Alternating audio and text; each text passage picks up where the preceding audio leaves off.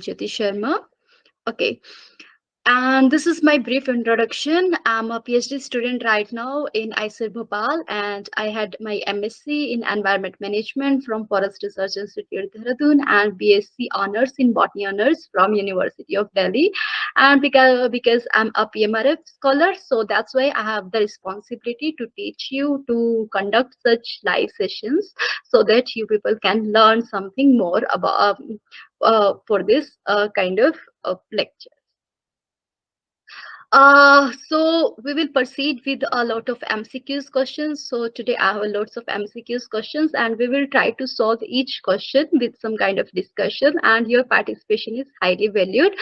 You people either can write in the chat box, or you people are also welcome to speak or communicate with me either in Hindi, English or Punjabi. Then three languages you can prefer to speak with me. So let's start. So the today's topics are we have five topics today. The first is health impact due to indoor air pollution. So we will talk about the different air pollutants that are inside your home and what will be the health impact of this kind of pollutant. Second will be how we can measure the exposure of that pollutant. For example, if it is a radon or if it is a carbon monoxide, so how we can measure the exposure of that particular pollutant in our body.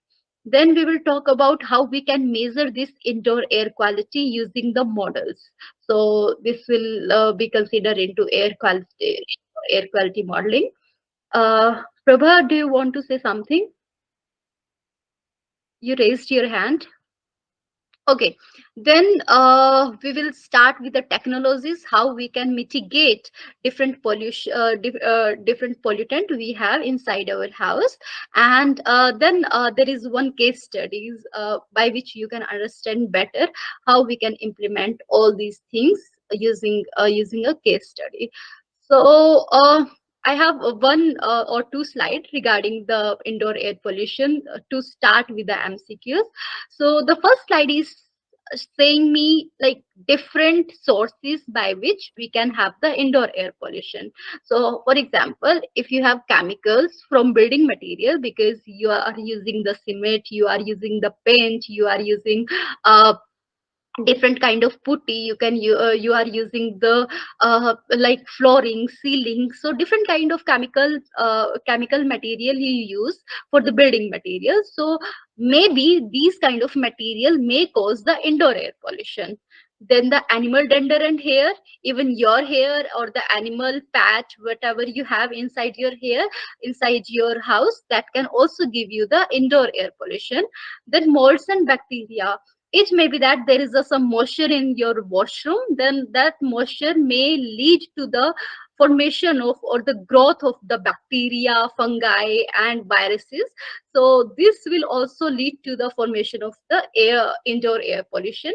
Then some chemicals from paint and volatile organic compound. For example, you are burning mosquito coil, so that mosquito coil may also give you a lot of chemicals inside your home. Then there may be some pollutant that may come outside from your house. For example, if you are in Delhi, so if outside air pollution is very high, then there is a higher chance that in your house as well you may have the higher pollution level. Why? Because that pollution is coming from the outside. Then new electronics and the broken lights, cigarette smoke, we will talk about it, and then cleaning supply chemicals. So like we have a lot of material that we are using, and because of that, indoor air pollutant are emitting inside our home. Okay, so these are different sources. Uh, then what can be symptoms? Because our first topic is what bad effect or the adverse impact we will have because of the indoor air pollutant. So these are different symptoms that we can feel. The first is asthma, allergy or other respiratory problems because of particulate matter, because of volatile organic compounds, because of fungus, because of dust mite, you may have some kind of allergy, and that allergy may give you the asthma or the allergic like problems. Then headache and nausea, if there is a toxic gas inside your house, then that may give you the headache or the nausea. Then shortness of the breath, uh, then sinus congestion, sneezing, cough, this is very general. Then because of some chemical, there may be the irritation of the eyes or the skin. Then because of some other gases, for example carbon monoxide or nitrogen oxides, there may be the symptoms such as the fatigue, dizziness, memory loss, and the even the depression like condition. So these are different symptoms that we may have. uh, okay, these are the effect. These are mainly the same as the symptoms: confusion, headache, anxiety, lung infection, sneeze, cough, irritation. Hello, So ma'am. Good evening. good evening, Pinak. So we were talking about how different sources we had for the indoor air pollution and what adverse impact they may have on the human health. Okay, so we already have explained. So let's start with the question. So my first question is about the adverse impact can be short term and as well as the long term. Okay, so my question is related to the short term effect, so you have to tell me which option is right. So short term effects show up shortly after a single exposure or repeated exposure to the pollutant, include irritation of the eyes, nose and throat, headache, dizziness and fatigue, include heart disease and cancer. Immediate effects are usually short terms, and short terms are not treatable. So you can give me the answer. Nishant already gave me the answer D, first, second, and fourth. Let me see. First, second, and fourth. Okay. Anyone else?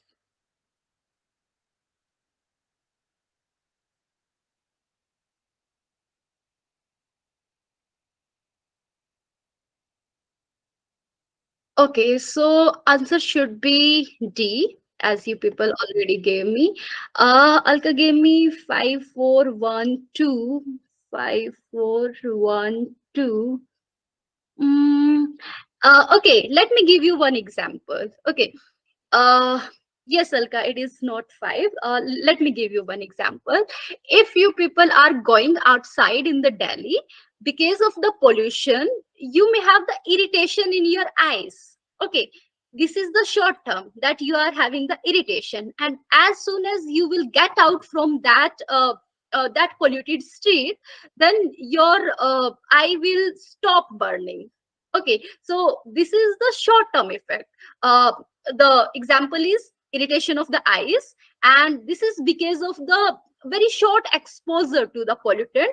And the third is, as soon as you will go out, there may be automatically treatment of it can be happened. Okay, so this is the short term. Long term is it has been 2 year or 3 year that continuously you are every day going to the office, crossing a very polluting street. Okay, because of that, uh, irritation is just a like casual thing, but after 2 or 3 years you may have some kind of heart disease or the lung disease, and the treatment of that kind of disease will be little difficult. So this is the long term effect. So I have one or so that's why the first option is show up shortly after a single exposure or repeated exposure to the pollutant. So this is basically the short exposure. Okay, because of short exposure to the pollutant you will have the short term effect. Then it, yes, it will include the irritation of eyes, nose or throat, or you may have headache, you may have dizziness, you may have the fatigue. Ma'am, Okay. are you talking about acute and chronic exposure and diseases? Yes, yes, these are the kind of the synonyms of the acute and chronic. Then include heart disease and cancer. This kind of disease, like related to the heart or cancer, it develops after a long time. So this is not the short term, but this is the long term. Then immediate effects are usually short term. Like that whatever the long term effect you will feel after 2 or 3 years after it. Okay, but such type of short term effect you can feel immediately. Then that's why this is also correct. And short terms are not treatable. No, short term can be treatable very easily. uh, so here is the short term or the immediate effect. Some health effect may show up shortly after a single exposure or the repetitive exposure to the pollutant, and we already have talked about this too. uh, then the long term effect. So other health effects may show up either years after exposure have occurred or only after long or repetitive period of exposure. And these effects, which include some respiratory disease, heart disease, and the cancer, and this can be like very fatal to the human health. Here you can see, like I have, there is a one picture that I found that are differentiating between this short-term effect and the long-term effect. And short-term is like headache, eyes inflation, coughing, painful pneumonia, breathing, bronchitis, then skin irritation. And long-terms are that may affect your central nervous system, cardiovascular disease, respiratory disease, that may impact your liver, and that may also impact on your reproductive system. So these are the long term effects. So that's why I think this is very much clear why D is the correct answer. Okay, so let's move to the second question, and this is about which is or are not the major indoor air pollutant. And we have list from first to 11, a list we have, and then you have to tell me the correct option.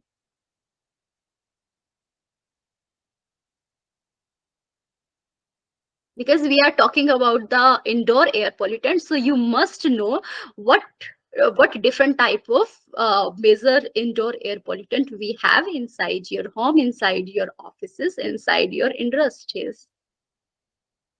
Nishan gave me answer C. Ma'am, Al- answer will be A, third and 10th. Note, answer should be D, as Alka gave me right answer. None of the above, because all these are the major indoor air pollutants. No, ma'am, except pesticides and nitrogen dioxide, because pesticides are used in most of the like agriculture part. No.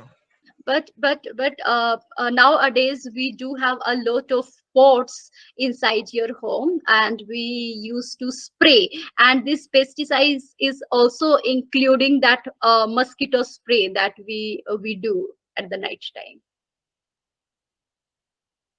So this pesticide is not just that we spray in the agriculture, but this is to kill the mosquito at our house as well. Is it clear? Yes. So these carbon monoxide, nitrogen dioxide to radon, these all are the major indoor air pollutant, and most of the question will be related to this type of pollutant. So you must know what different type of major indoor pollutant we have. Okay, so these are carbon monoxide, nitrogen dioxide, particulate matter, second-hand smoke, asbestos, formaldehyde, lead, then volatile organic compound, biological contaminants, pesticide, and the radon. So these all are the major indoor air pollutants. So D is the right answer. Here, this is just the graphical representation of what different pollutant we have. Okay, so uh, there is one phenomena, that is carboxyhemoglobin in the blood, which inhibit oxygen intake, is due to which type of indoor air pollutant may give you the carboxyhemoglobin in your blood. So, Carbon monoxide, C. okay, Pratiksha also gave me answer C.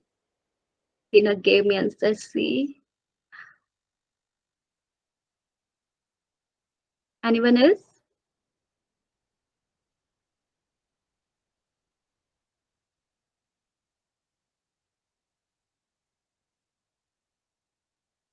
Okay, so answer should be C.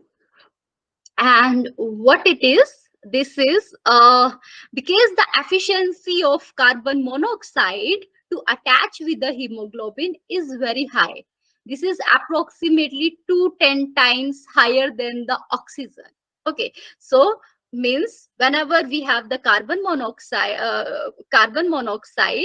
and the oxygen in our atmosphere, then the affinity to attach with the hemoglobin will be higher with this carbon monoxide instead of this oxygen. Okay, and whenever there is a carbon monoxide inside your house, then whenever you will inhale this carbon monoxide, then this will rapidly bind you with your hemoglobin, and that's why this will make a compound that is the carboxyhemoglobin. And because our hemoglobin is not attached with the oxygen, then all the processes that we had uh, due to the presence of oxygen in our body will be inhibited. Okay, and this is very poisoning because you are not getting oxygen into your body, so then that could be very fatal to your health. Okay, so this is the carbon monoxide poisoning. Okay, so different concentration of carbon monoxide will have different symptoms. For example, if it is in a lower concentration, then it may give you the fatigue in the healthy people and the chest pain in the people with heart disease. But if it is in moderate condition, a moderate concentration, then angina, that is the sudden kind of pain you may feel, then impaired vision and the reduced brain function. And if it is in a higher concentration, then impaired vision, coordination, headache, dizziness, confusion, nausea, and that can also take your life as well. Okay, so this is based on the different concentration of carbon monoxide you have inside your house, and that will give you the different type of symptoms. Then how we can stop this? So we have some steps that so that we can reduce exposure to the carbon monoxide. uh, you know that carbon monoxide is basically the product of the incomplete combustion, when there is not the complete combustion. So you must have a good conditions, the ambient temperature you must have, then fuel supply, then oxygen. Everything should be in a very good ratio, so that such kind of formation of carbon monoxide can be avoided. So keep fuel burning appliances in good working condition. Then check heating system, chimneys and vent regularly. Never burn charcoal indoor because that may lead to the incomplete combustion. Never leave a car running in the closed garage. Then install and use an exhaust fan venting to outdoor over gas stove. These are different, you can see like different symptoms we may have because of this carbon monoxide poisoning. Then, if we talk about this nitrogen dioxide, so nitrogen dioxide may also have some injuries and into your body. For example, it may lead to the formation of pulmonary edema. So this is nothing but this is the filling of fluid in your pulmonary areas or your heart area, and that may also give you like very adverse impact on your health. And how we can stop it, this is just like whatever the step we took for this carbon monoxide. Then acute and chronic toxicity because of this nitrogen dioxide. These are nothing, you people already know about most of these things. Then particulate matter. So because of that we may have some irritation in eyes, nose and throat. Then we may also have the respiratory disease because of this particulate matter, and premature death in people with heart or the lung disease. So this is very fatal. Then how we can stop, this is again very similar to how we can stop this carbon monoxide and nitrogen dioxide. uh, Okay, then secondhand smoke. We are talking about indoor air pollutant, and how we can stop, how we can avoid the exposure to such kind of indoor air pollutant. And if there is a second hand smoke, then how we can avoid it? So we can avoid it through mandated or voluntary smoke free policy implementation. So uh, this is obvious. Okay, next question is, which is not the major health effect associated with asbestos exposure?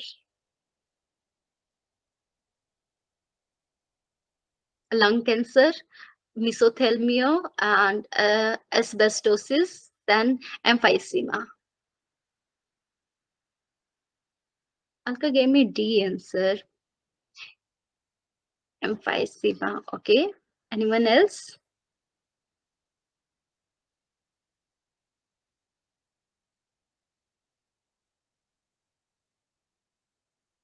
Okay, Pinak, you don't have any idea. Anyway, anyone else?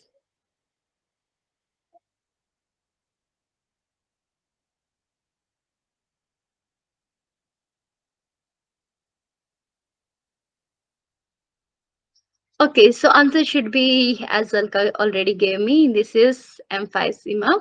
So because of the asbestos, we may have the lung cancer. Then the mesothelioma. Mesothelioma is nothing but like there is a leaning in the lungs, and from that there may be like tumor uh, can start from that area, from the leaning of the lungs, and that is very rare type of cancer, and the treatment of this cancer is again very difficult and very challenging. Like we don't have much technology or the advancement to treat such kind of cancer. Then the asbestosis, again you can see from the asbestos, and emphysema is just the enlargement of your air sac in the lungs, and this is not because of the uh, this is not because of the asbestos. Okay, this is because of the nitrogen dioxide and different type of gases, but not with the asbestos. So answer should be D. Okay, if you will see different sources of asbestos, because if you people, like I already talked about it, we have like this thelioma. This is very rare disease, and like treatment is very difficult. Then we should know something about it, from where this asbestos uh, comes into your house. So we have different sources. If we are talking about the exterior surfaces, then cement asbestos siding, then cement asbestos roughing, felt window putting, then different type of ceilings, tiles, muds, and flooring. So like there is a different ways by which asbestos can come inside your house, and the one of the good property of asbestos is that it is a very good insulator. So whenever we need to insulate some wires, and whenever we are doing the electrical fitting, then asbestos is the best material to use. So that's why like we have various source from where this asbestos can come. Okay, so how we can reduce this? Avoid disturbing material that might contain asbestos, because you don't know how this material can produce and can release this asbestos into your environment, including pipe and the furnace insulation, siding, flooring, etc. Then hiring contractor who know and follow law for safe asbestos removal and disposal to avoid contaminating the rest of the home or the environment. So you must have some expert people. With the help of that, you can deal with the asbestos. Then people who live in area with natural asbestos deposit, because we have asbestos in our soil as well. Okay, so whenever there is a natural asbestos, or then what you can do is, this should be keep very low in a home by different ways. So what can be the ways? You can use wet cleaning method or high efficiency particulate air vacuums. We will talk about this, HIPAA. And then we can use doormats and remove shoes before entering, so that whatever the asbestos particle we have beneath the slippers, that can be stopped before stop at the boundary of your house, but not entering inside the house. Okay, so these are different ways by which we can stop the exposure. Then the next question is, the rate at which formaldehyde is released is accelerated by uh, heat, humidity, and we have low and high heat and humidity. So you have to tell me which answer is correct. So basically, we are talking about every time we are talking about different type of indoor air pollutant, right? Pina gave me B answer, that is third and fourth. Okay.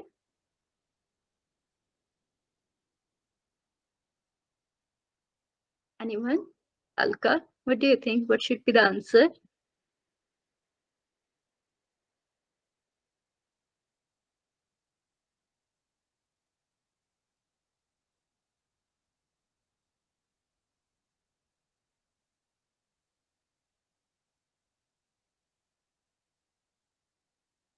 B maybe third and fourth. Because No. formaldehyde is like a toxic gas. It is like used in resins, so it requires low heat, but humidity will be higher. So I think B will be the answer. No, I gave like by which the rate of the formaldehyde can be accelerated. How it can be accelerated? Like if you have formaldehyde in your Like furniture. you are talking about effluence. It's effluence. No, no, no. Means I'm giving you one example. If you have formaldehyde into your furniture, then because it is in the furniture, the concentration is maintained. But because of some climatic condition, that formaldehyde may released into your atmosphere or into your environment. So, what are different conditions by which the release can be accelerated? Nishant okay. gave me answer D. No, ma'am. Yes, I will go for B. answer is D. This is high heat and high humidity. Whenever you will increase the temperature, then this formaldehyde will accelerate. With the acceleration, it will release into your atmosphere, and because of high humidity. So answer should be D.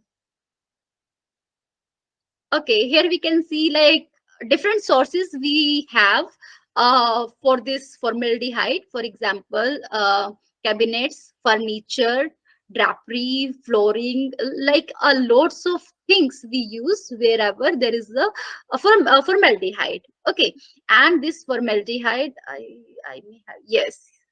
So here we can see how we can reduce this formaldehyde. So first, ask about the formaldehyde content of the pressed wood product. Most of the time, uh, as Pinak told me, that it act like a glue. Okay, so whenever we are trying to gluing this wood or the furniture, then we use the formaldehyde. So we have to ask what content we have of the formaldehyde in that a particular wood product. Okay, including building material or the furniture before purchasing them. The second is because it is it the rate at which it is meant like the rate uh, uh, this question Alka. Okay,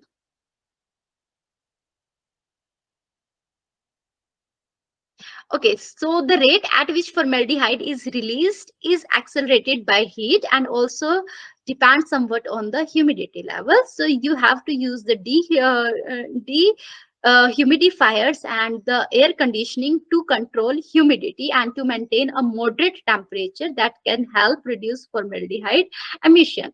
So whenever there will be the high temperature and high relative humidity, then whatever the formaldehyde you have in the furniture, you have in the cabinets, that will be released very rapidly. But if your temperature and the relative humidity is maintained, then the releasing rate will be little slower.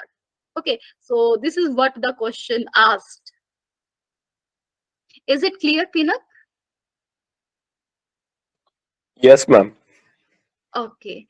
So the next question is, LAD are found in vehicle fuel, paints, pottery, and you have to give me the correct option.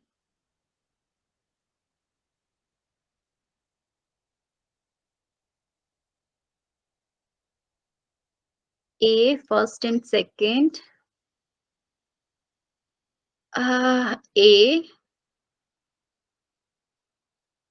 PM Giri also gave me A answer. Anyone else?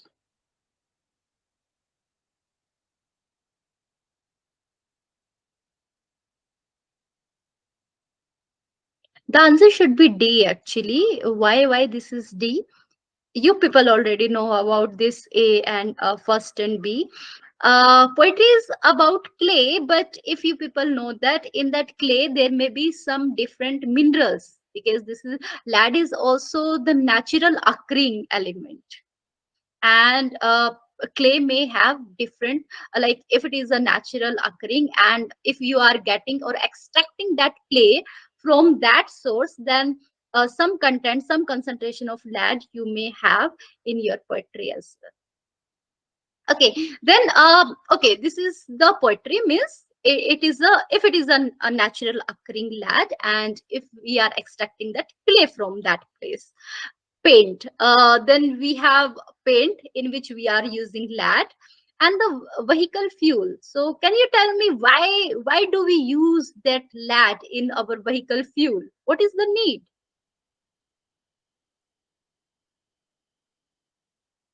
And now we are using the lead free fuels. So what happened? Do you people know about the anti-knocking properties? What is anti-knocking? So, like initially, what happened in the engine? If there is a high pressure, high temperature, and if there is a high temperature, then what will happen? Because of that, combustion can be combustion can be very automatic. Okay, and this will give you the formation of very good concentration of the radicals. Okay, and because of that, your engine will start giving you some kind of noise because of that radicals. Okay, so because of that, your fuel may get waste. So in I think in past 50 years, so one scientist invented that anti-knocking property of the lead, and this is tetraethyl lead. He just added this lead or the tetraethyl lead in the diesel and petrol, and what happened, whatever radical was produced because of that high temperature, that radical can be absorbed by this lead. Okay, and that's why this is known as the anti-knocking property of the lead. So Ma'am, that lead, if we like, whenever we reach petroleum, like petrol pumps, we mhm, generally use to like that castrol or whatever. mhm. So is that, Yes, your question is. is that the same you are talking about?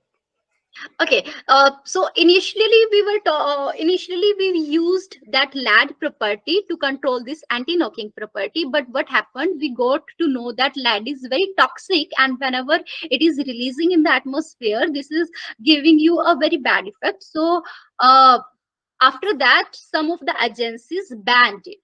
Okay, and now the brand that is Castrol and some other brands are using they do have some additive that can control this kind of knocking nature of our combustion, but using different elements and different compounds. But right now they are not using this lead. So right now we are using the lead free vehicular fuels.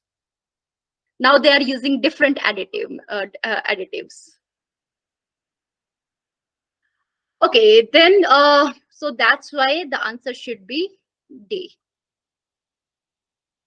And here you can see, like, whenever, because we have lag in the paints, and whenever it is peeling out, then some children may prefer to eat it as well, because they don't know whether it is to eat or not. Then, and whenever you have the high concentration of lead inside your intestine or inside your body, and that will lead a very bad impact on your health. And here you can see that peeling paint, and then the lead contaminated soil, then some imported spices, then poetry, then hobbies, and some job that may also involve lead. So these are different sources from where we can have this lead pollution inside the house. Okay.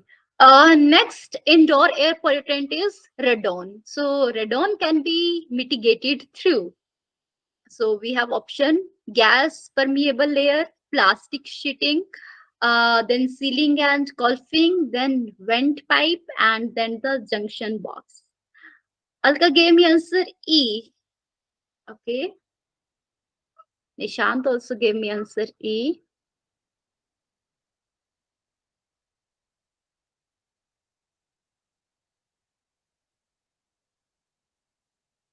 Any other guesses?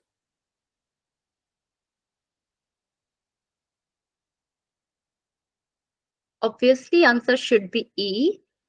Why it is E? Let me explain. So the first is gas permeable layer. So what it is, if you have floor, because you know that radon is also a natural occurring gas, means it can release from your soil. Okay, so whenever you are constructing a house, then beneath your floor, there should be gas permeable layer, where this gas can be transferred from one place to another place. Otherwise this will, what happen, this will be released inside your house. So beneath the flooring area, there should be the gas permeable layer. Okay, the first thing. The second thing is, if you have gas permeable layer beneath the flooring, then just before the flooring there should be plastic sheeting, so that there is a no leakage of this radon gas inside your home. Okay, the third is sealing and colfing. Then you will seal everywhere so that this gas cannot penetrate inside your house. Then the vent pipe is nothing but wherever you have this gas permeable layer, from that layer you will install a pipe to the top of the ceiling. Colfing is nothing but, this is the synonyms of ceiling only. Then the vent pipe. So vent pipe is nothing. Then we have this gas permeable layer. From there we will install a pipe, and pipe up to the top of the roof, and from where this gas can be released outside into the atmosphere, and it can't release into your home. Okay, so this is the vent pipe. Then the junction box. So this junction box is whenever you need that, uh, you should have a pressure system by which you can suck this radon out of the soil and can release into the atmosphere. So for that, within that vent pipe, you can install this junction box. Okay, so these are the different ways, like these are not the ways, but like these are the steps that we have to follow to mitigate this radon pollutant into your home. Okay, so our first topic was about different impact. Like we discussed what different gases or different pollutant we have that we may consider under indoor air pollutant. And then in the second topic, we will discuss how we can assess, how we can quantify the exposure. Like, for example, how much exposure I do have for this carbon monoxide. Okay, how much exposure I'm having for the particulate matter. So how we can assess this, how we can quantify it. So this second topic is related to that only. Okay, so why we are assessing the exposure? So some surveys are initiated because of problem perceived by the exposed individual, because individual are prone to such kind of gases, such kind of pollutant, and if they are inside your home, then of course there may be some problems that some people may perceive. Then because of the research interest related to the specific pollutant health outcome or the situation, that's why. Then the most common reason are investigation of sick building. You people know about the sick building. Like some building are in such a way that whenever people will stay there, they will feel very sick or very ill. Why this is happening? What is going on inside that building? So to investigate what are the reason why people are feeling that sick building syndrome. Then the disease outbreak, at some places there are a common disease. Then identification of health risk, like a horror place in Annabelle, yes. Then the epidemiological exposure assessment, somewhere it is like related to the skin disease. So there are some hot spots where there is a some particular kind of disease at that particular area or at that particular company. For example, if it is some company, and in that company all of the people are having some skin irritation. So why this is happening? What's the reason behind it? So that we have to, like, these are the reason behind that why we need for this assessment of the exposure. Okay, so like whenever we will do the sampling, we do have two type of sampling: the active sampling and the passive sampling. And this question is related to the active sampling. So you have to tell me what is the right answer. So active sampling require the use of the pumping device to actively pass air through an air sample container. Active sampling relies on the kinetic energy of gas molecules and diffusion of the gases in an enclosed space onto a absorbent medium. Then active sampler requires some source of power or energy for their operation. You have to tell me which is the correct answer.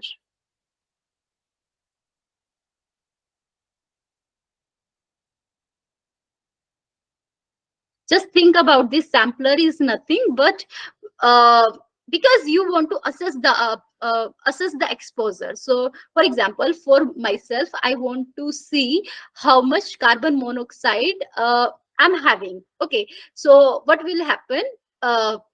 It may be the handy instrument. That handy instrument I may carry, and in that handy instrument there may be some absorbent. Okay, so how they are how they are absorbing that gas or the pollutant. So this is based on that. uh, okay, let me see the answer. Everyone gave me D answer. No, D is not the right answer. Can you guess? C is the right answer. Why C is the right answer? Because uh, for active sampling, we are using the energies, extra energy to for the operation or for the absorption of the gas or absorption of the pollutant. But in the passive sampling, we are just relying on the kinetic energy that gas molecule itself has. Okay, so like we are leaving everything on gas or the particulate matter itself, how it will be absorbed by that instrument or by that absorbing media. But in the active sampler, we are using the power by which we can absorb, and we can do the operation of this active sampler. So first and third should be the right answer. Okay, so Alka, you didn't see that I changed here. Instead of passive, I use this active sampling. If you will see inside that faculty slides, then you will see that the second definition is for the passive sampling. I changed here from passive to active. Passive, yeah, it doesn't require pump. Yes, passive doesn't require pump. Exactly. Then this is the question on nitrogen dioxide assessment. So for the assessment, we have two approaches. The one is direct approach and the second is the indirect approach. So in that direct approach, what we do, we just absorb that pollutant into some absorbing media or into some instrument. Okay, and because of some sensors or because of some technique, we can estimate that pollutant concentration. But in the indirect approach, we can use, for example, survey or the questionnaire. Based on that, we can uh, assess the exposure of such pollutant. Okay, so this question is basically about the direct approach for the assessment of the exposure to nitrogen dioxide. And this is, monitors are expensive, easy to calibrate, are subject to drift over time. Then we do have two type of sampler by which we can assess this nitrogen dioxide. The one is tube type and second is batch type. And based on they do have some certain characteristics. And then questionnaire is the valid part of direct approach. So you have to tell me which one is the true state.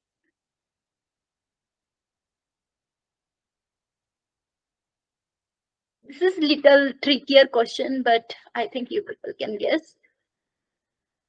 Alka gave me A, B, C. Uh, if it is a true statement, then I'm expecting only one because I didn't give you multiple options. Yes, answer will be single only.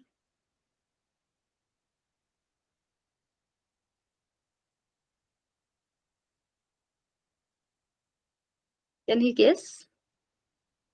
Just nullify the D because you know that questionnaire is the part of the indirect approach.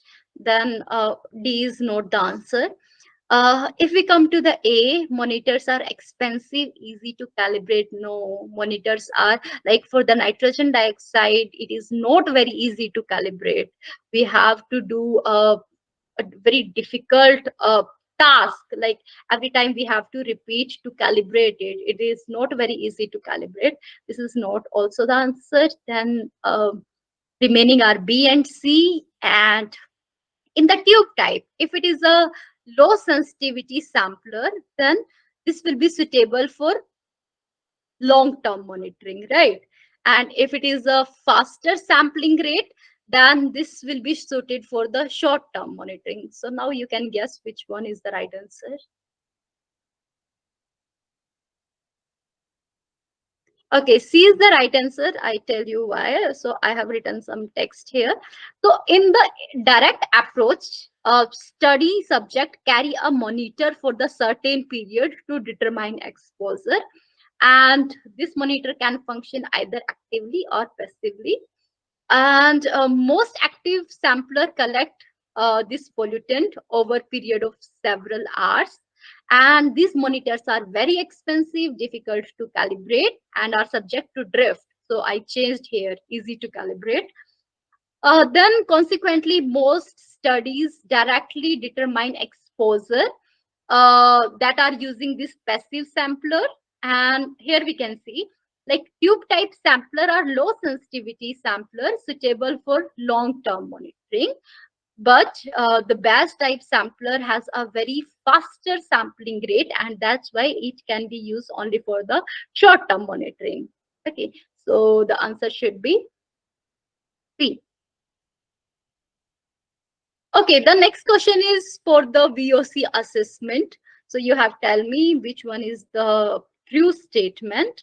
VOCs can be sampled by passive personal tube or badges containing solid absorbent.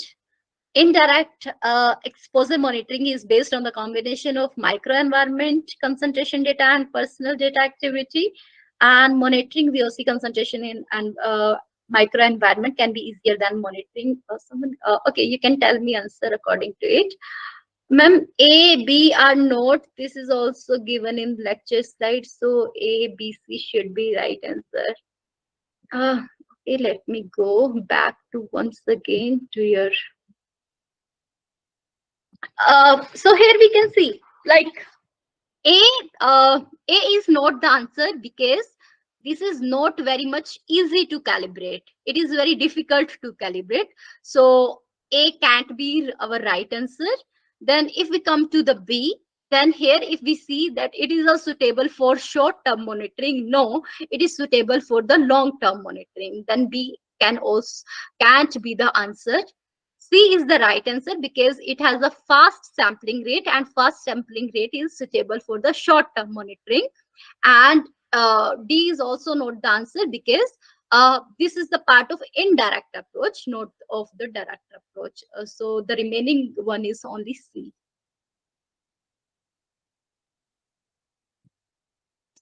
Okay, it's all right, Elka. Can you guess the answer of this VOC assessment? So this is related to how different pollutant can be absorbed by some absorbent. And this is basically related to the volatile organic compound.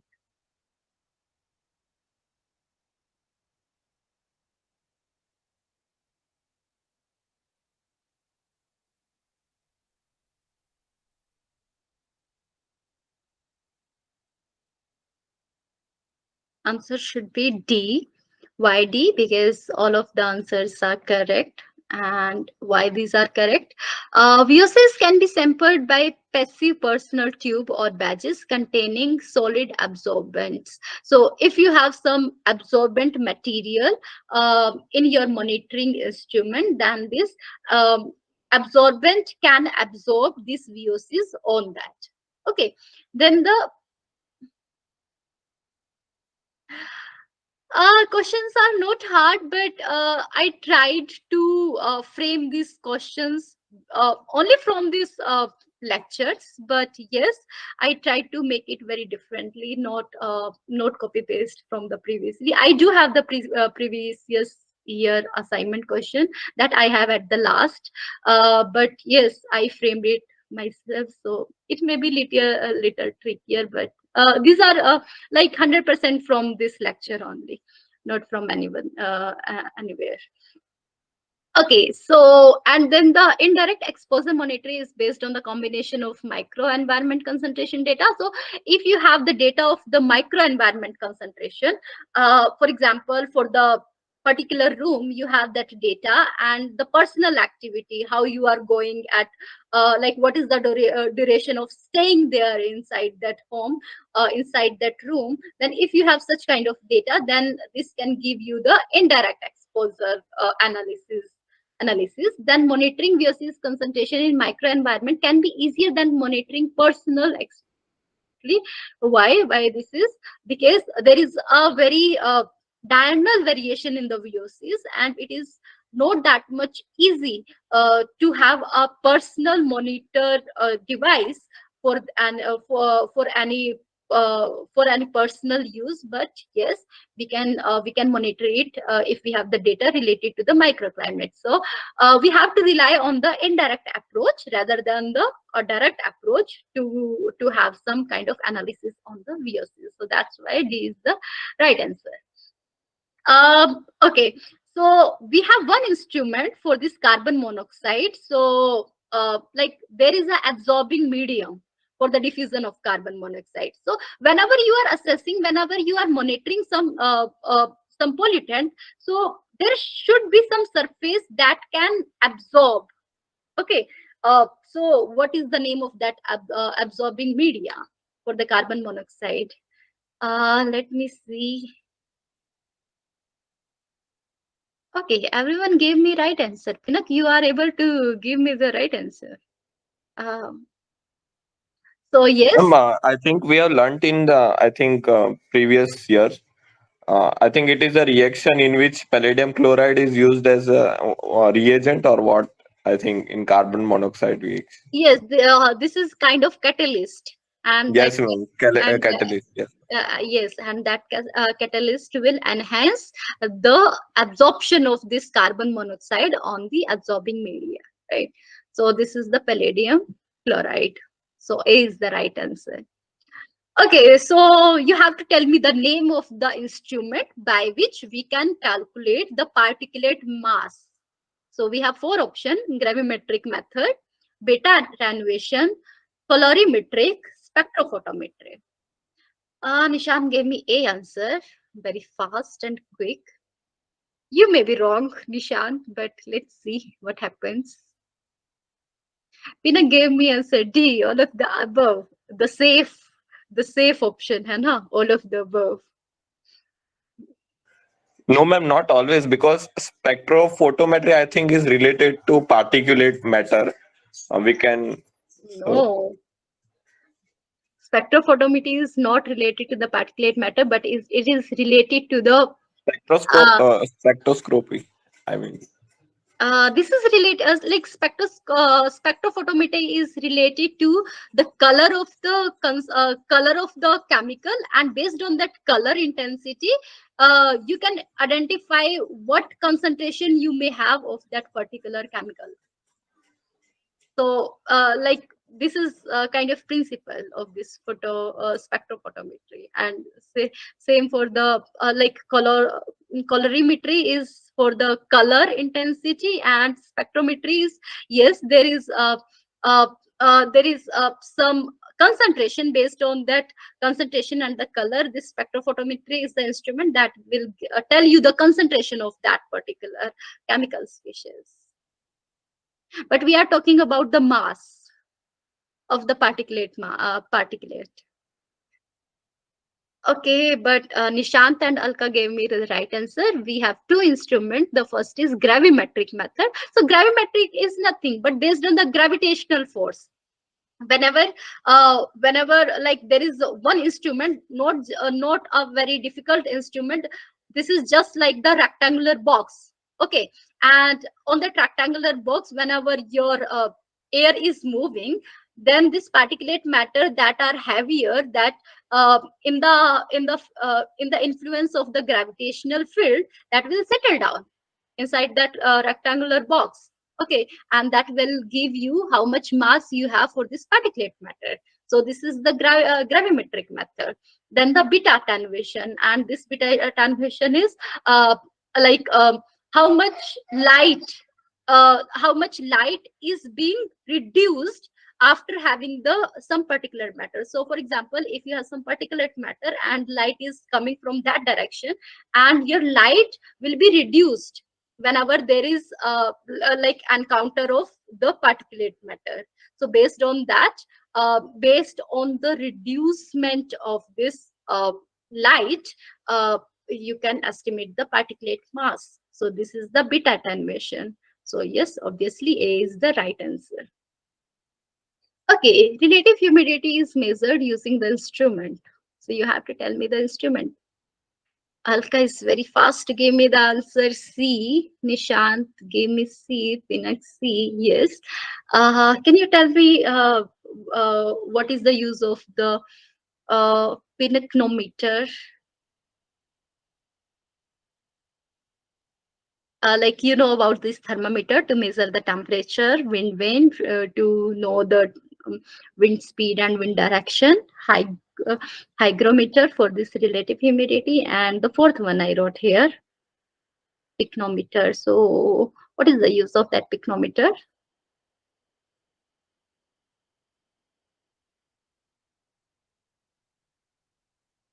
Yes, this is related to the volume or density. Yes. So if you want to measure the density or particularly the volume of a solid material, then you will use the picnometer. So C is the right answer. Okay, so we have some techniques by which we can also measure the ventilation rate. Okay, and we have some techniques. You have to tell me which technique do we use for this to measure the ventilation rate. So the name is pressure measuring device, velocity meter, mechanical gas flow indicator, then tracer gas technique, and the heat balance technique. You have to tell me the right one.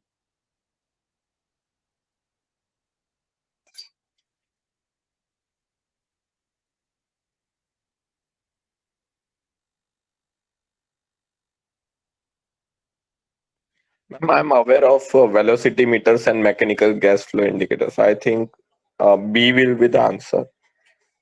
If you know about that, then it is confirmed that second and third Because should be if I will go for D, then you will tell I'm always going for all of the above. So I will go different. but for this question you should go for the D. Option C. The answer should be D, because these all are the technique for measuring the ventilation rate. Uh, because you know that if you want to know at what rate your pollutant are moving from one place to another place, then obviously you can measure it using different pressure.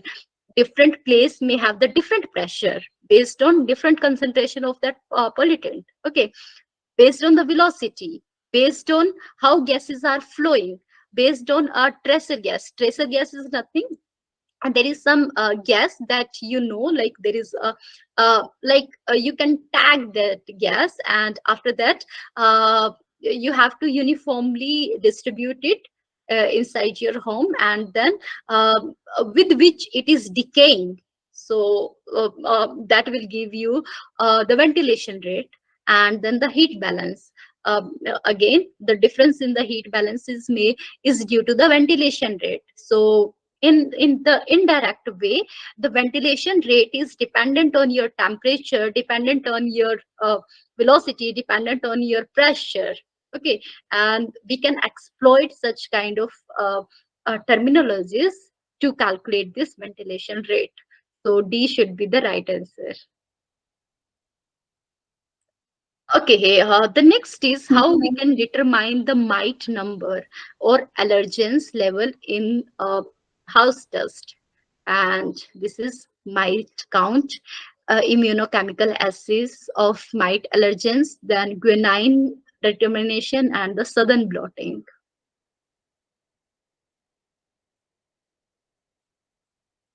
How can you determine the mite number, how many microbes you have, and then what the allergen level of that microbe you have inside your home? Then how you can calculate this? What are different methods? Can you guess something from these four options? Pinak, you should not go for the D, all of the above. Something else you can guess.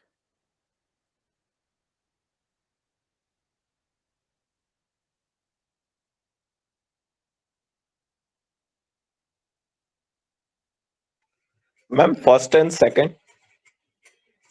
First and second, even the third. Like B is the correct answer. Why B is the correct answer? We can count the mite under the microscope, the first thing. So this is related to the mite number you have. So what you can do is like you can absorb it on some chemical, and then like for a particular time period, so that you can calculate the total number of mite you have inside your home, and you can see under the microscope, the first thing. The second is immunochemical assays of the mite allergens. So if you want to know whether mite is giving you the allergy or not, then there is some test. If you people not know about the ELISA test, so this is based on antigen and antibody reaction. So there is some antigens, and because of that antigens, antibody will be produced into your body, and the reaction between them, or the interaction between them, will give you how much allergy that might can give you. Okay, so this is the immunochemical assay of the mite allergen. Then guanine determination. Guanine is the one type of amino acid, and this guanine is very much related to the allergy level. Okay, so this is also the right answer. Then the southern blotting. Southern blotting, I just tested somehow, and this is southern blotting is actually related to the fingerprinting. Okay, and this fingerprinting is not that much related to the mite number and the allergen level. So A, B, C should be the right, and that's why this B. Okay, so We have covered different type of indoor air pollutant we have, what different adverse impact we may have on the human health. Then we talked about how we can assess, or how we can estimate different type of pollutant uh, using different monitoring methods for let's say carbon monoxide, let's say for the nitrogen dioxide, for the dust mite. So we saw how we can calculate, how we can assess the exposure of such kind of pollutant. Okay, now the third topic is indoor air quality monitor modeling. So this is like this. For example, you people know like how much carbon monoxide is being released into your house, but you don't know at different place how much of this pollutant will be reached. Okay, and like there are different sources, there are different sinks, so how these gases or the pollutants are moving, what is the based on some ventilation rate. There may be some corner where there is a very low ventilation rate, and because of that there may be a very high concentration of some particular um, air pollutant. So we need air quality modeling. Okay, and we will see we do have different models by which we can estimate this indoor air quality modeling. uh, okay, so this is the first question. Indoor air quality models are developed to understand and predict indoor air pollutant concentration and doses as function of what? Indoor air pollutant source and sinks, outdoor air pollutant concentration, indoor outdoor air exchange rate. Ma'am, here answer will be C, because if we assess any indoor air quality, we have to also means uh, maintain the outdoor concentrations too. So answer will be C. Yes, answer should be C. Even Alka also gave me answer C. I think yes. Alka gave me answer C. We should know what are the sources, what are the sinks for this indoor air pollutant. For example, if it is a radon that is being emitted from the soil inside your home, then this is the source. Then what should be the sink? Where will it go? Then outdoor air pollutant concentration, it is very obvious that to know how much concentration of that particular pollutant we have in the outdoor, because of the gradient, that outdoor pollutant may enter inside your home. Then the Hi, Monica. Then indoor outdoor air exchange rate. So what is the air exchange rate? Either you are allowing to let this indoor air to get out, or are you allowing the outdoor air to come in? Okay, so what's the rate of that exchanging? So based on that, you will develop this indoor air quality models. So obviously C is the right answer. So there is something from that figure you can see, like there are some pollutant that has been released, for example radon. Then there is also some moisture, then there is a methane. Then from outside, carbon monoxide, carbon dioxide, SOx, NOx, such kind of gas can enter. Then how, like there are different mechanisms and phenomena within your house. For example, there is some absorption, some wall may have, some wall you have, some carpet you have, where these kind of chemicals may get deposited. Okay, so there may be absorption and deposition, then re-emission and resuspension. Then phase can also be changed, then the chemical reaction. So whatever it is going on, and after that what is the concentration of that, like ultimately what's the concentration of that particulate matter or a particulate pollutant you have, that we can estimate using the modeling. Okay, so here we can see that estimation of emission, fate, and the transport of indoor air pollutant is the essential part of multi-pathway exposure assessment, since most people spend a large portion of their time indoor. Then indoor air quality monitoring plays an important role in indoor air research because laboratory and field testing is costly, time consuming, and technical challenging to appropriately characterize chemicals in the broad range of the indoor. So to save the money, uh, to save the time, we have to rely on this modeling system instead of doing everything very practical in nature. Okay, so there are some advantages of the indoor air quality modeling, and what are these? You have to tell me the answer. So I have three options. IAQ model provide a way to link source, sink, and building factors to estimate indoor pollutant concentration. The second is IAQ models cannot be used to investigate many IAQ problems without the expense of large field experiments. Then they provide information on the factors that are important and can help to determine what must be measured in priority. Pina gave me answer C, first and third. Okay. Because IAQ models cannot be used to invest. The second statement is not correct, I think. Okay.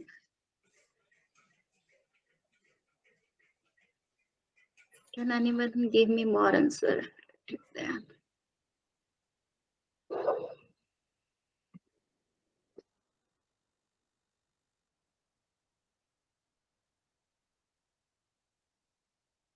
Okay. Obviously, answer should be C. Why C? Because AQI model can also used to investigate many IAQ problem without the expense of large field experiment. You do not need to do a very large field experiment, but with the help of this modeling, you can investigate many problems related to the indoor air pollutant, right? So that's why answer is first and third. Okay, so like if you people know, like if we are using this modeling means you are giving some inputs. Based on that input, there is some fluid dynamics, right? Uh, how how such concentration or that particular pollutant will flow. Okay, so based on that, we have to study the dynamics of the fluid. Okay, and most of our indoor air quality model are based on the fluid dynamics. Okay, so for that fluid dynamics, for that particular computational fluid dynamics, you have to tell me which statement is the correct. So I have fourth statement. It is based on the conservation law, conservation of mass, momentum, and energy. Then it is a tool for analyzing fluid flow problem. Then it cannot provide useful information cheaply and quickly. Then it uses methods such as finite difference method, finite volume method, and the finite element method. So you have to tell me which one is correct about the computational fluid dynamics. And computational fluid dynamics is very much important for this indoor air quality modeling, because I know I told you that how fluids may be like a particulate matter, fluids may be your liquid, how they are moving. So the trajectory of different pollutant, you must have the information about that, and this may be possible only after understanding the computational fluid dynamics. So what should be the answer? uh, Ishan gave me D answer, all of Ma'am, the C, above. C, first, second, and fourth, because third statement is not looking good. Yes, Nishant corrected the answer. Yes, it should be C.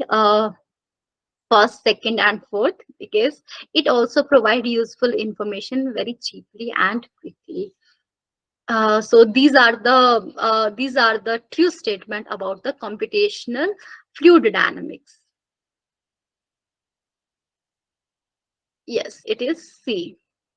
So there is something about this computational fluid dynamics. So this is the computational technique or tool that produce quantitative prediction of the fluid flow phenomena based on the conservation law, such as conservation of mass, momentum, and energy governing fluid motion.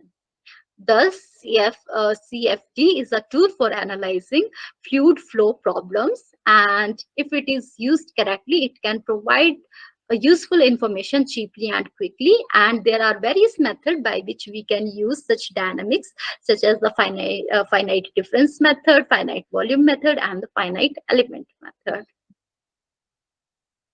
Okay, so like we know about this fluid dynamics, then we will apply that fluid dynamics based on some assumptions, right? Then we have some simple modeling techniques. So what different techniques we may use? So you have to tell me the answer. Four options I gave: analytical tools, convection tool, box tool, advection models. Then you have to tell me the right answer. Alka gave me C option, first, third, and fourth. Okay.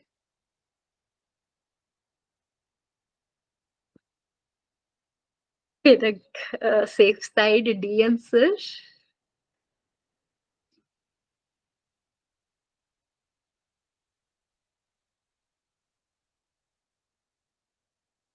Answer should be C.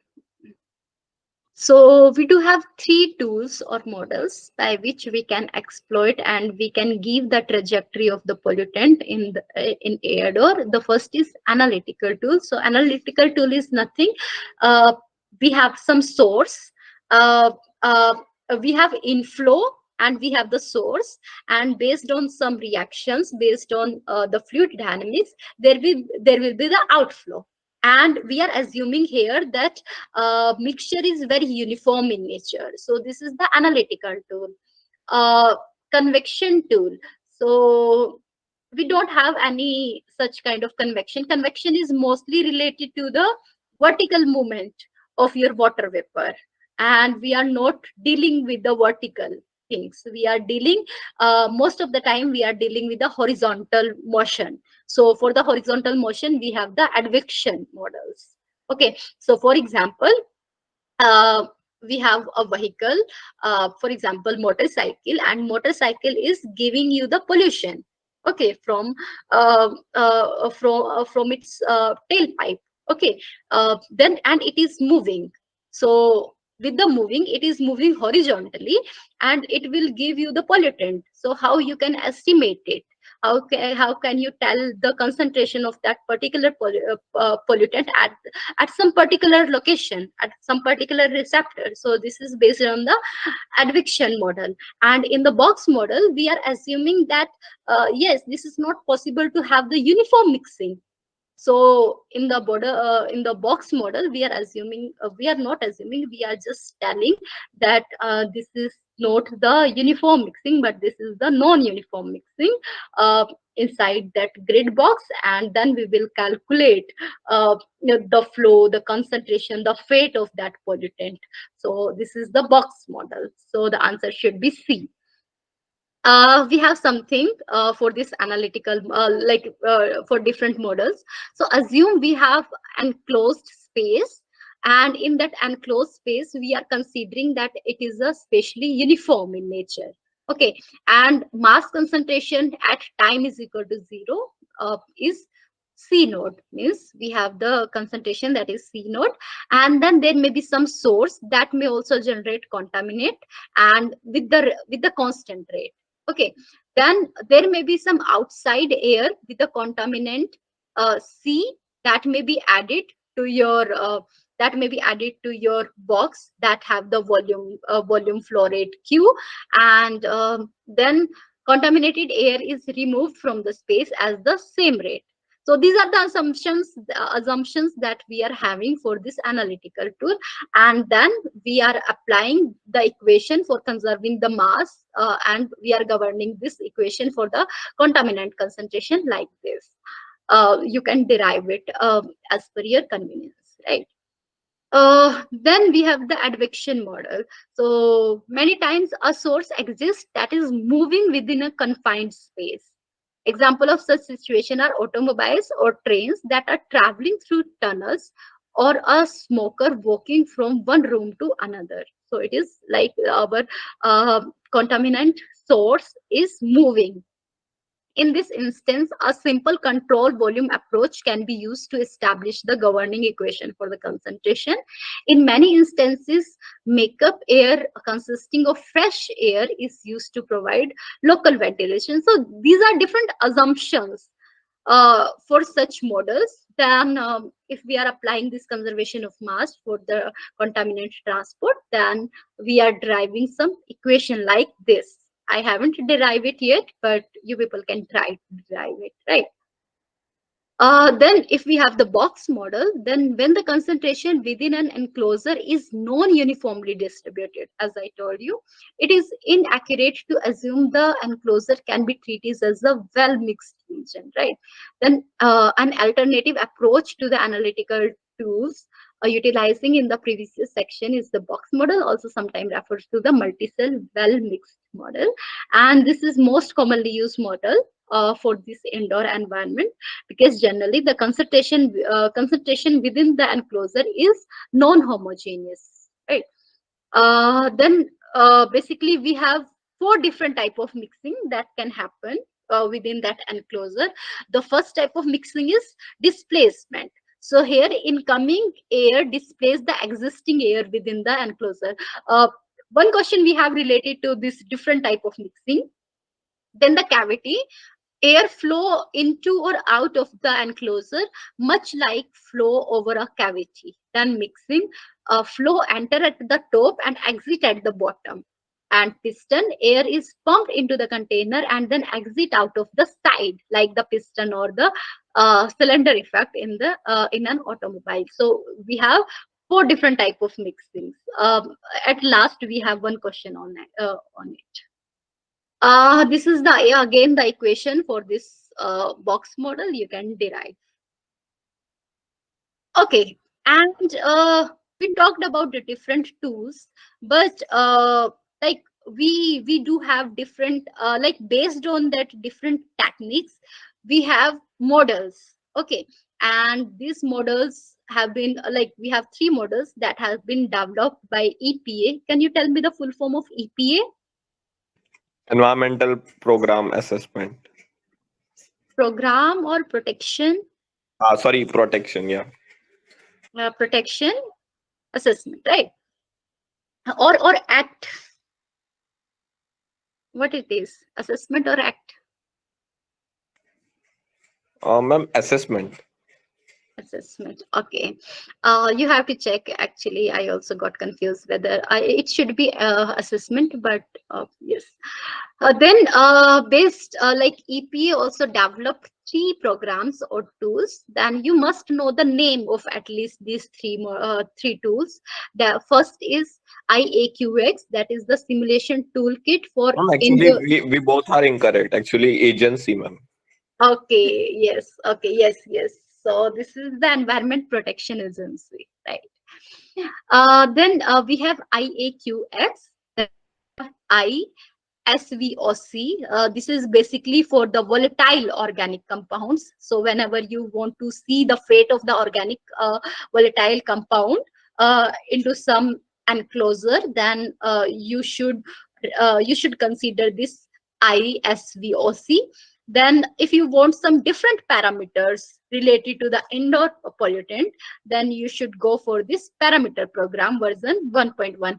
And each of this model has some limitations and also has some advantages. And I think I have one question on that, or the two question on that. So right now, see the name of that: IAQX, then ISVOC, and the Param. So we have three programs or tools that we can exploit to understand this indoor air pollution, right? My question is related to the limitation of ISVOC. So I have four options. The current version of this program is for a single air zone and a single SVOC. The second is the program does support chemical reaction. The third is program ISVOC consider the interaction between the settled gas and the surface which the dust particle are in contact with. And fourth option is this program contains the mass transfer model for liquid application. So you have to tell me what is the limitation of this ISVOC.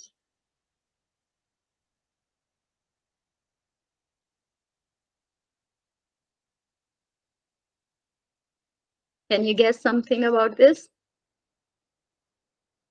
A little bit you have to read about the characteristics of different programs or the tools. So this is about ISBOC.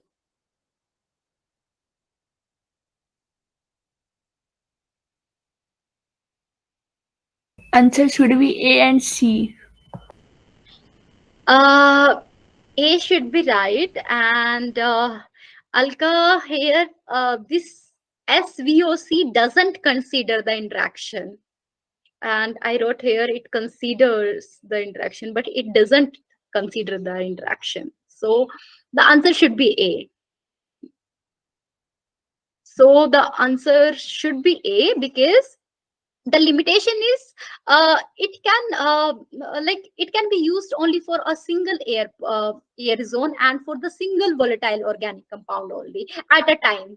Okay, you can't use it for different volatile organic compound at a one time. So this is the first limitation.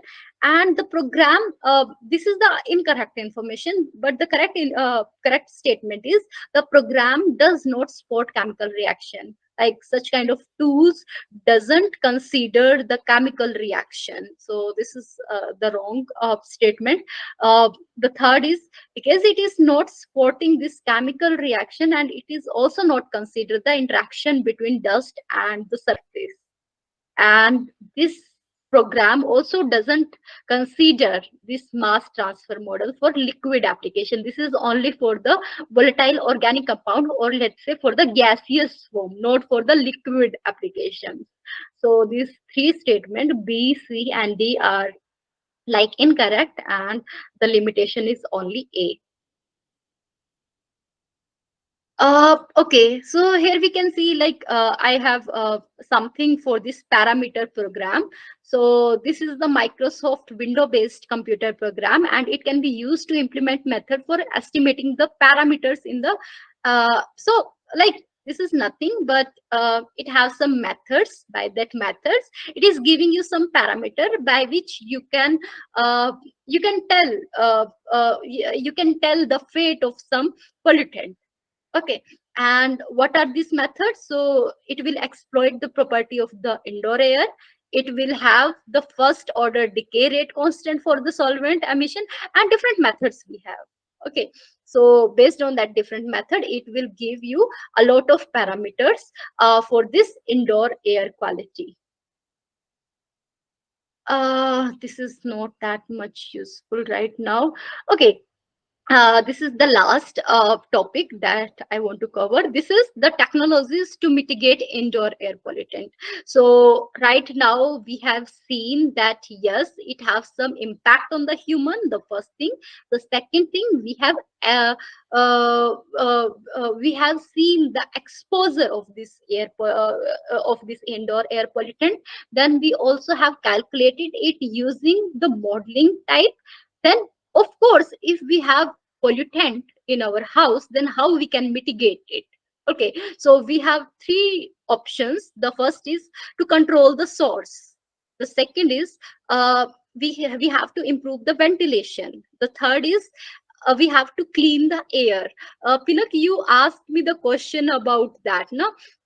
For the nursery, what should be the how we can control this indoor air pollution? Yes, So ma'am. so for that we have these three options. If we are talking like if this nursery is constructed in that area where there is a natural sources, then the first priority should be to control the source. Okay, for example, I told about this radon, how we can let not enter this radon into our house. So this is the source control. Then if it is not the case, if there is a no source occurring uh, if there is a not naturally occurring pollutant we have, then our priority should be for the improved ventilation such be like that pollutant should go out and the fresh air should come in. So in some way we should have to improve the ventilation. Then we have to clean our air with some kind of technology. For example, we are using the air purifiers. Okay, so we have to rely on the air cleaning technologies, for example air purifier. And we have a variety of air purifier based on ultraviolet radiation, based on the absorbing material, based on, let's say, charcoal. So this is based on, like, what is the requirement, what different sources we have, what is the condition of that area. Based on that, we have to implement this source control, improved ventilation, and air cleaning. And the sequencing can vary based on your different type of uh, constructing material, or based on your different location or the reasons, right? But these three will be the option, but the sequence may vary. Is it clear, Pinak? Yes, ma'am. Okay. So we will talk about different technology by which we can clean the air, how we can improve this ventilation. So I have a question related to it. So what are the ways for mitigation of indoor air pollution? So how we can mitigate? The first is adsorption and the photocatalytic oxidation. This is the technique to absorb this pollutant. Then Ma'am, answer will be D, all of the above. Because the second, third, fourth are already right. Just little bit confused about adsorption and photocatalytic. So answer will be D. Uh, okay, anyone else but will want? you please explain little about adsorption and photocatalytic Yes, I oxidation? will discuss it. Like, we have a separate question on this adsorption and And photocatalytic. in ma'am, second option, the outdoor air is higher, means higher pressure will come from outside, and so that's why. See, adsorption is, for example, if you have a fiber filter is nothing but you have fibers that are very entangled with each other, and whenever there is a particulate matter, or for example a microorganism is coming, then this will be trapped into that fiber filter. So this is the adsorption. On that fiber, you are just this microorganism can attach to that surface. So this is the adsorption. Then photocatalytic oxidation, uh, in the presence of sunlight, we do have some filters. That filter have some catalyst, and what they will do, they will do the oxidation. For example, uh, if you have for example, if you have carbon monoxide inside your home, then because of that sunlight, because of some catalyst, there will be oxidation, and that oxidation will change this carbon monoxide to carbon dioxide, and carbon dioxide is not that much harmful as carbon monoxide is. Okay, so this is the photocatalytic oxidation. So this is the one of the technology of air purification, right? Then increasing the amount of outdoor air coming. This is true, but again, if the outdoor air is more polluted, then it can be wrong in some way. But right now we are assuming that our outdoor air is fresh as comparison to the indoor air. Okay, then it can eliminate individual source of pollution, yes, and to reduce their emission. So these are the options, like, by which we can mitigate our indoor air pollution. So D is the right answer. Okay, because we have to talk about different technologies by which we can control this pollutant. Okay, so we have different technologies, and three technologies are for the, like, we will discuss right now three technology for the particulate for the particles. And these are the fibrous filter media, then electrostatic precipitation, and the ionizer. For the microbes, if you have microbes inside your house, then you will use this ultraviolet germicidal irradiation. We will talk about this.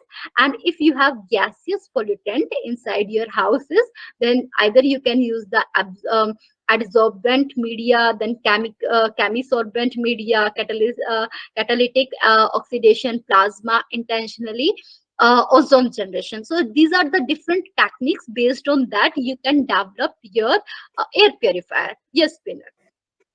Ma'am, can you please explain the sorbent medium, the meaning? Okay. Sorbent is nothing but like we have two things, absorbent and adsorbent, right? You know the difference between uh, adsorbent is when physically there is an attachment of some molecule on the surface. This is the Yes. adsorbent.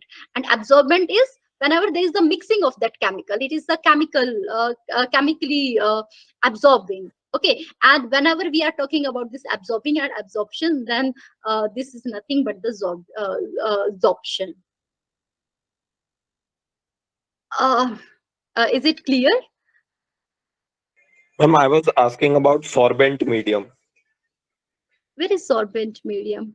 Okay, like I will talk about this. For example, you have to create a medium, a surface like that, in such a way that some pollutant or some gas may attract. Whenever it will encountered to that surface, it will be attached to that. We will talk about this chemisorbent media. We will talk about this. So right now you just need to know that we have different technologies by which we can mitigate our indoor air pollutant, and based on that I have some MCQs, and within that MCQs you will get to know different technology, what are the advantages and the disadvantages of these. So the first is the particle removal efficiency depend on the number of parameters including. So if you want to remove the particle, okay, so what are different parameter on which the efficiency will be dependent on? uh, I have option particle size, filter thickness, then the filter porosity, then filter fiber dimension, and the dust loading condition.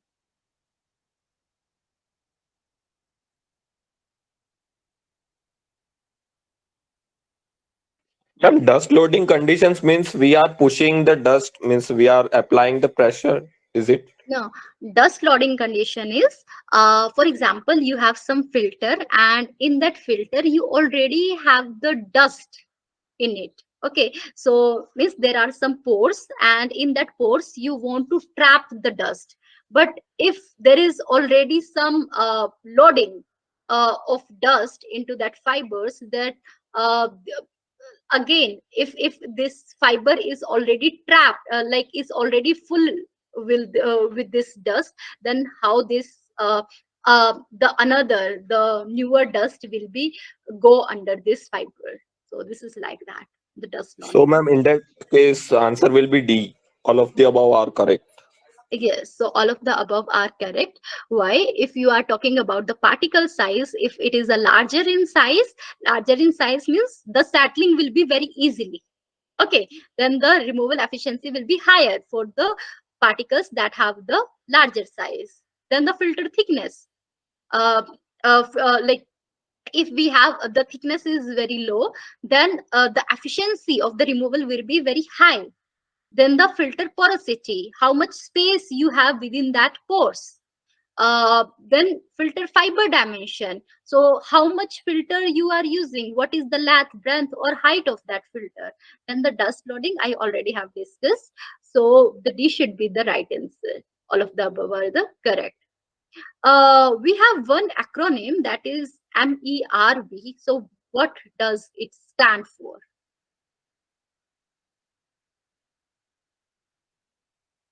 Alka gave me answer A, minimum efficiency reporting value. Yes, Nisha? ma'am, A. Yes, it is A, and by which you can like if you have four different techniques, four different filters, and based on like if you have four different filters and each filter have some different design and different dimension, based on that MERV, you can tell which filter is the best one. Okay, then this MERV is the minimum efficiency reporting value. So A is the right answer. Okay, which among the following fibrous media air filter has the minimum efficiency reporting value? So, like as I told you, based on different dimension, based on different design of the air filter, the efficiency may vary. And right now you have three name of your air filters. The first is flat or panel air filter. The second is pleated extended surface or unpleated pad filter, and third is high efficiency filter. So you have to tell me the which filter has the minimum efficiency reporting value.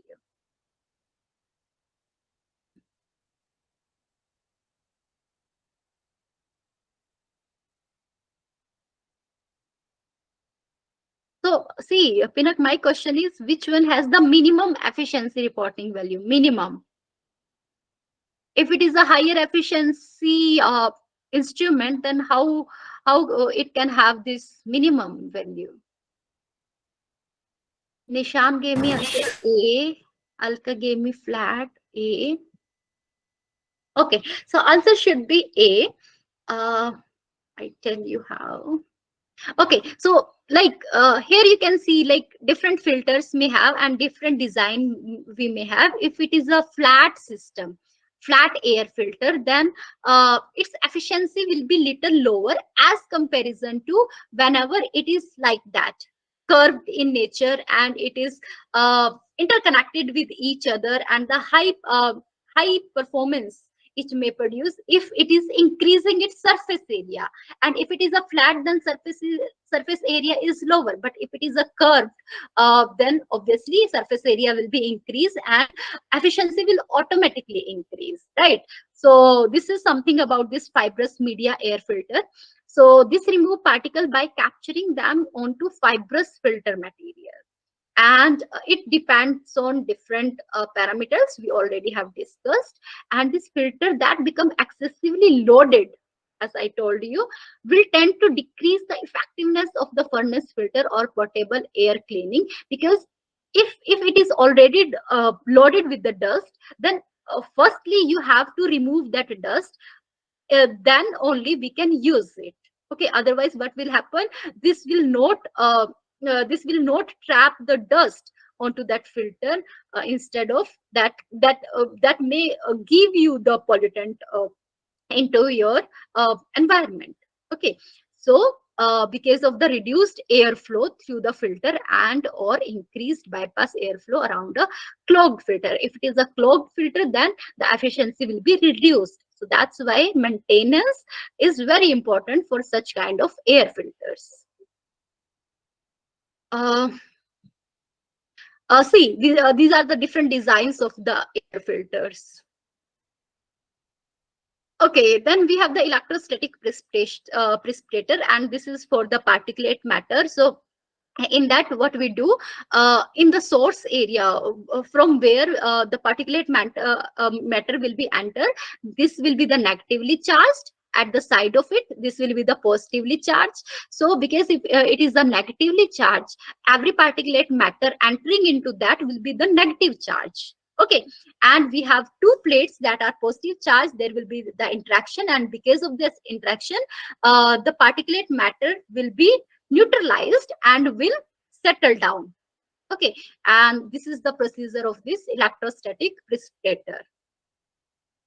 Then my question is related to UVGI, that is ultraviolet germicidal irradiation air cleaner. So we have different type of air cleaner, and this is used for what? What is the purpose of using that type of air cleaner? Nishan gave me answer A. Ma'am, mitigate the particulate matters, I think. Germicide. What do you mean by germicide? Microorganisms. So this is based on the like this is used to kill or deactivate microorganism. I have one slide for this. I think. Okay. And I think I had this one a pictorial figure. Anyway, I don't have. So this is designed to reduce the number of viable airborne microorganism, and in which we will use this ultraviolet lamp. And because of that ultraviolet lamp, that will deactivate the microorganisms. Either it is virus, bacteria, or the fungal, and we are using ultraviolet A radiation and ultraviolet C radiation. And this will Then we do have two type of application. We can either use it as a air cleaner designed for like in the AC itself you have this UVGI, so that whenever there is a moisture inside that AC, and because there will be the formation of viruses, bacteria, spores inside it, then this UVGI can kill that kind of microorganism and can and do not pollute your uh, room. Okay, so we can use this for the surface cleaner as well as the air cleaner. So this is the use of UVGI. uh, then to remove the gases, we talked about like two technologies. The one is fibrous filter, it was for particulate matter. Electrostatic precipitator, it was for the particulate matters. Then UVGI, it was for the microorganism. Right now we have some technique that are for the removing the gases, and these techniques are: we can use the sorbent media, we can use some air filters, we can have the catalytic oxidation, we can have the plasma, and we may have the ozone generator, and that may also use as the clean air cleaner. So based on that we have next questions, and none of these technologies are explicitly designed to remove the particles, because these are for the gases. So my first question is based on the sorbent filter. So this sorbent filter behavior depends on many factors that can affect the removal of gaseous contaminants, and you have to tell me these factors. So it is either it is a total available surface area of the sorbent, then the chemical and physical characteristics of the pollutant and the sorbent, then the pressure drop and the removal efficiency and the removal capacity. Ishan gave me answer C. Okay.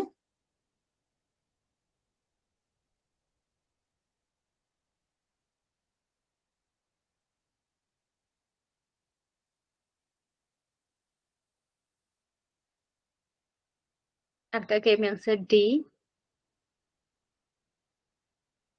Yes, answer should be D. Yes, Pinak, you will always go to the all of the above. But anyway, the answer is right. D is the right. Why D is the right? Uh, Sorbent filter means you are creating such media or such surface on which your gaseous contaminant can react and can be absorbed or adsorbed.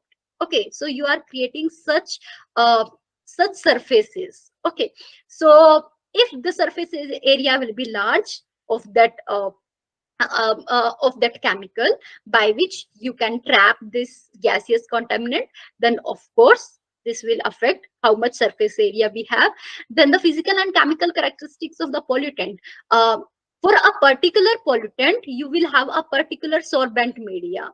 It may be for the carbon monoxide, the media is different because of the interaction between these two. Okay, so it will be dependent on the physical and the chemical characteristics. Then the pressure drop. For example, if there is a lower pressure, then what will happen?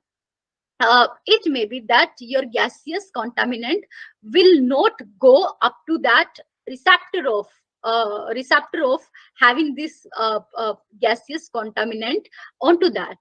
Okay, so as there will be the high pressure, there will be the high chances of encountering that sorption media to the gaseous contaminant. Then the removal efficiency and the removal capacity. And again, behavior will be dependent on how much efficient it is, how much capacity it have for the removal. So answer should be D. Okay, the next question is, we have like as I told you, some of the chemical we use on that our gaseous contaminant can react and can be trapped. So one of the example is the activated charcoal.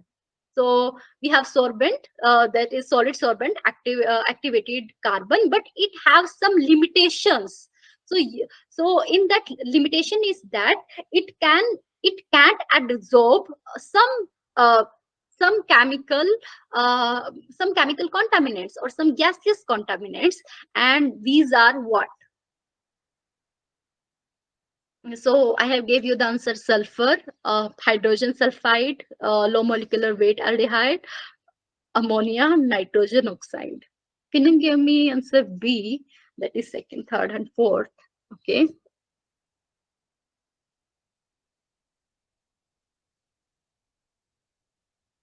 Someone raise the hand if you want to speak or not.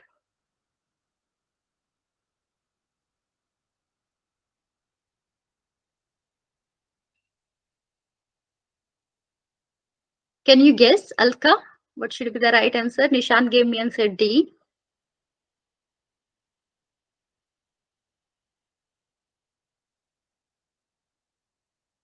Answer should be D.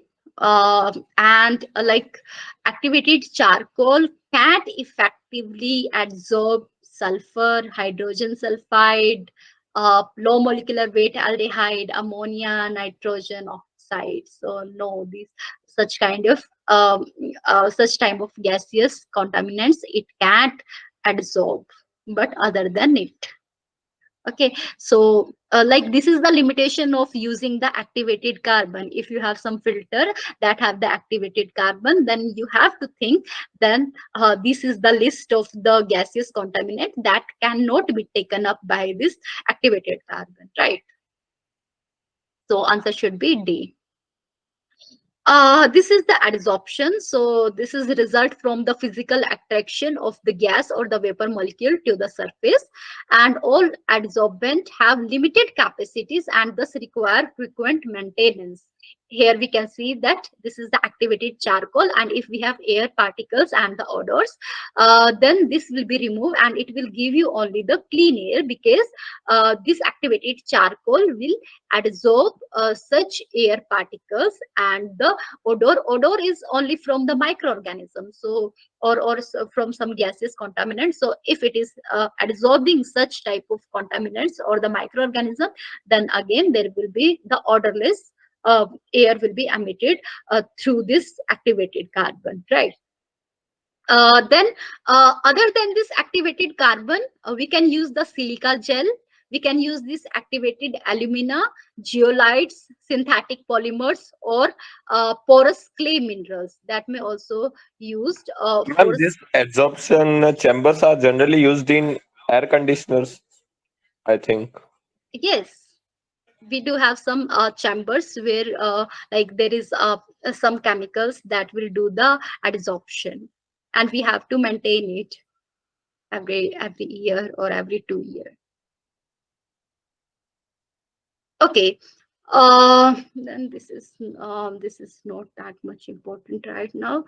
Okay, the second is Camus option. So Camus option is here we can see that if we have the chemical media, in that chemical media there are some catalyst, or you can say like there are some other reactive agent that can absorb some gaseous contaminants. Here we can see that red color, the red color one are the reactive agents that we have on media, and this rounded are our the gaseous contaminants. So this is how we can trap our gaseous contaminants using this Camus option mechanism. Then the media, sorbent media. So we already have talked about this, like on what factor it is dependent on. The next question is about the usefulness of PCO. PCO is nothing but photocatalytic oxidation. So the usefulness of this PCO air cleaner depends on the amount of catalyst, the amount of contact time between gaseous pollutant and catalyst, the amount of UV light that is delivered to the catalyst surface. Someone confirmed some answer. Ma'am, answer will be D. Okay. I'm sure. Okay, so answer is D. Yes, and so here we have. So if we have the ultraviolet radiation and we have some photocatalyst, for example, titanium dioxide, what it will do, it will oxidize and it will form some radicals. Some, for example, hydroxyl radical, OH radical. Okay, and this OH radical will combine with the VOCs, bacteria or viruses, and because of this combination, this bacteria wall will be ruptured, and that's why this bacteria will be killed by such hydroxyl radicals, and this will give you at last the water and the carbon dioxide. So this is the use of photocatalytic oxidation. So we are doing the oxidation, adding up the oxygen using some catalyst. For example, here photocatalyst was titanium dioxide, and in the presence of the ultraviolet radiation, right? So this is the principle of photocatalytic oxidation. Then next question is about the plasma air cleaner. So what is true about that? We have to create the plasma condition, and based on that plasma you can filter your you can clean your air. So what is true about that? So I have four options. Applies a high voltage discharge to ionize incoming gases. Plasma emitted directly to indoor air contaminant contain ozone and other reactive oxygen species such as hydroxyl radical, superoxide, and hydrogen peroxide. Plasma air cleaners can have high removal efficiency, and they can also kill or deactivate airborne microorganisms. What should be the right answer about this plasma air cleaner?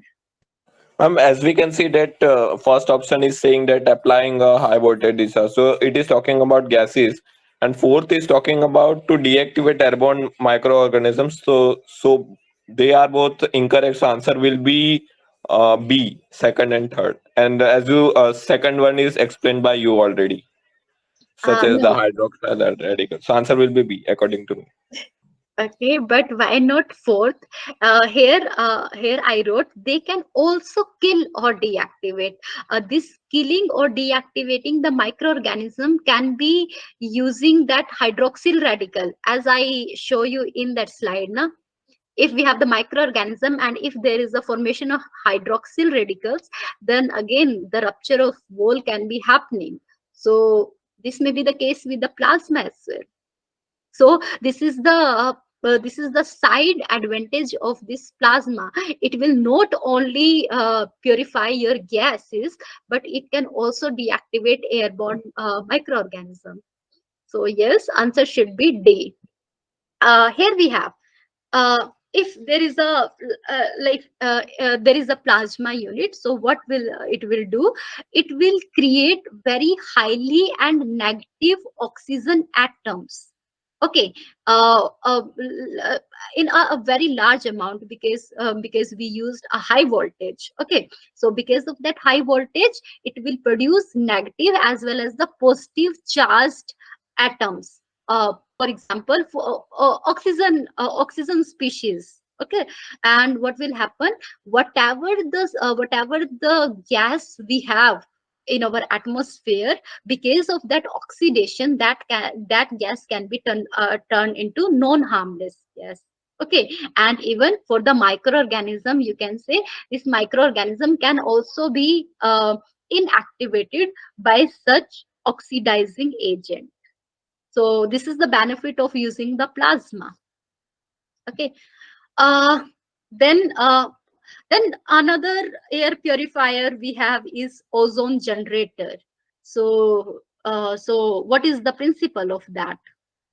And how does it work? So this question is based on that. It involves the formation of atomic oxygen, it involves the formation of VOCs, it does not control odors, and it uses UV lamp or electrical discharge to unintentionally produce ozone. So what should be the right answer for this ozone generator?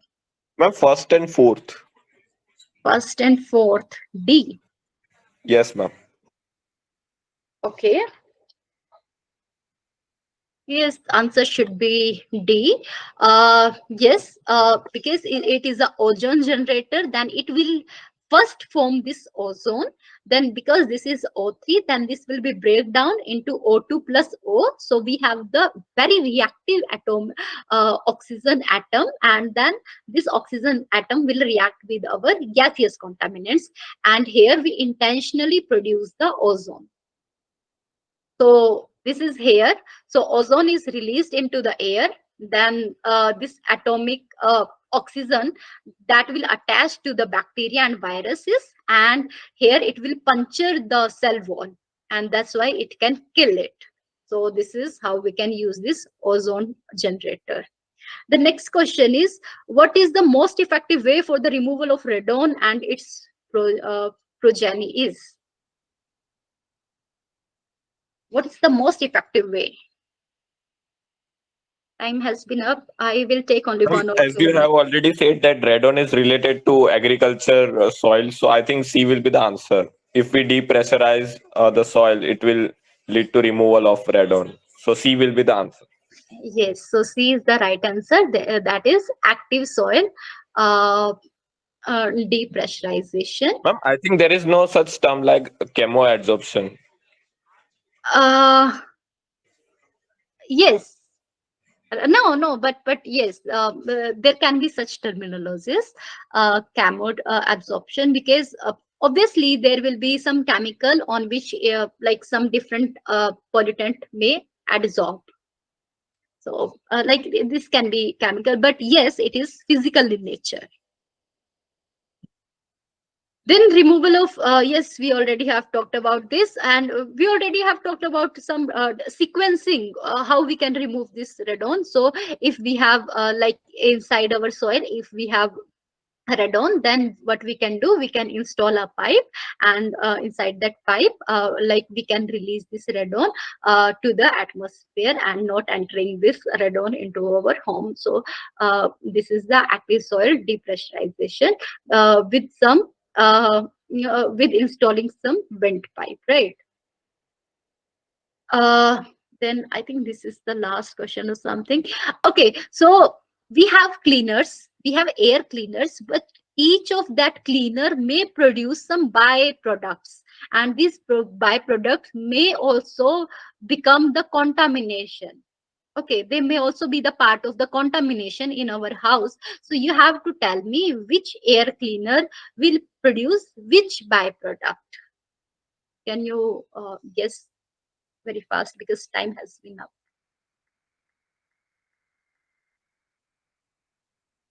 Ma'am, PCO air cleaner is related to ozone, carbon monoxide, and formaldehyde, while Uh, electronic air cleaner is related to first one, and plasma air cleaners is related to ozone. B is the right answer. Uh, because if it is the photocatalytic oxidation, then it will form formaldehyde, aldehyde, and nitrogen dioxide. If it is the plasma, then as I told you, plasma will give you the ozone, carbon monoxide, formaldehyde, and if it is the electronic air cleanser, then it will give you the ozone. So you have to read about this, like how different byproduct it can release, and so how we do have to maintain such kind of cleaners, what different disadvantage of using that cleaners we have. Then B is the right answer.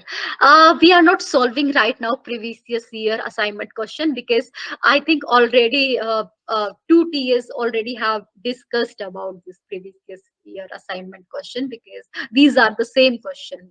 If you know, like then we will not go up to that, right? Then we should